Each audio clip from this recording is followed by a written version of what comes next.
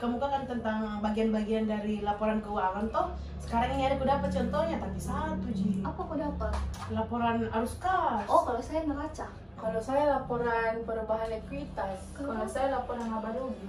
Ih, coba itu empat. Iya, Coba ini pas. kau kasih lihat kayak itu neraca. Ih, tapi tunggu dulu. Kasih lihat kita di atas supaya nonton juga. Tahu. Coba deh. Nah, di neraca itu tuh kan sesuai dijelaskan pekan lalu. Ada komponen-komponennya yaitu aset, liabilitas, sama ekuitas. Nah, di aset itu terbagi menjadi dua dia. Ada lancar sama tidak lancar.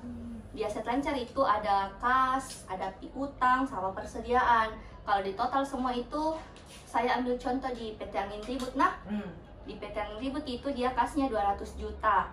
Nah, di piutangnya itu 150 juta, persediaannya 100 juta. Kalau di total itu aset lancarnya itu 450. Terus aset tidak lancar, dia ada aset tetap senilai 300 juta. Nah, total semua aset itu dia 750 juta. Terus di liabilitas terbagi juga menjadi dua, ada jangka pendek sama jangka panjang. Di jangka pendek itu ada utang usaha senilai 80 juta. Di jangka panjang dia ada pinjaman jangka panjang senilai 100 juta. Kalau di total itu terus ada ekuitas kan? Ekuitas itu ada modal saham, ada laba ditahan. Modal sahamnya dia itu 500 juta. Terus laba ditahannya 70 juta. Kalau di total semua liabilitas dan ekuitas itu 750 juta. Dan seimbang gitu karena neraca itu timbangan. Total aset sama total liabilitasnya ini seimbang. Iya, Ji? seimbang dia. Terus selanjutnya siapa? Laba rugi ya? Iya, laba rugi. Siapa? Kau punya contoh mana? Kasih dia toa. Seret. Nah. Contoh laba rugi itu dalam perusahaan Angin Ribut memiliki komponen dan jumlah. Pendapatan penjualan itu 800 juta. Total pendapatan 800 juta.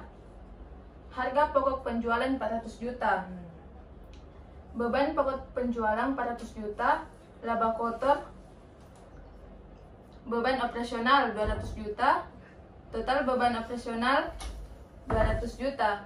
Beban lainnya, beban bunga ada 20 juta. Total beban lain-lain yaitu 180 juta. Pajak penghasilan 30 juta. Laba bersih 210 juta. Itu contohnya rugi laba, Dik. Saya lagi laporan arus kas. Harus kas. Ganti dulu. Seret. Nah, terus toh laporan arus kas ini mencatat keluar masuknya uang pada perusahaan. Yang kau lihat itu semua di atas.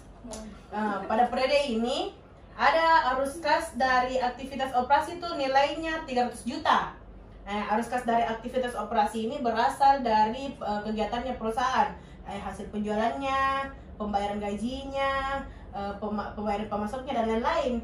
Terus yang kedua itu perusahaan mencatat arus kas dari aktivitas investasi yang nilainya 100 juta.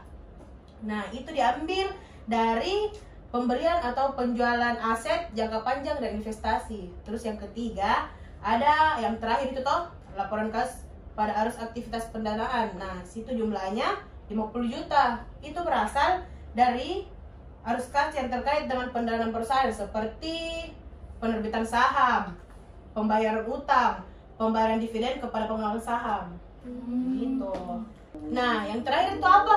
Nah, yang terakhir itu adalah laporan ekuitas PT Angin Ribut. Contohnya itu laporan ekuitas PT Angin Ribut. Komponennya itu saldo awal sebesar 270 juta, laba bersihnya itu 220 juta, jadi sisa saldo akhirnya per 31 Desember di modal saham itu 270 dan laba rugi ditahannya itu sebesar 200 juta dan total ekuitasnya itu 520 juta. Jadi selesai ini empat contoh toh yang kita kemukakan toh. Nanti minggu depan kita bikin lagi toh mengenai penjelasan selanjutnya. Oke, terima kasih nah semuanya.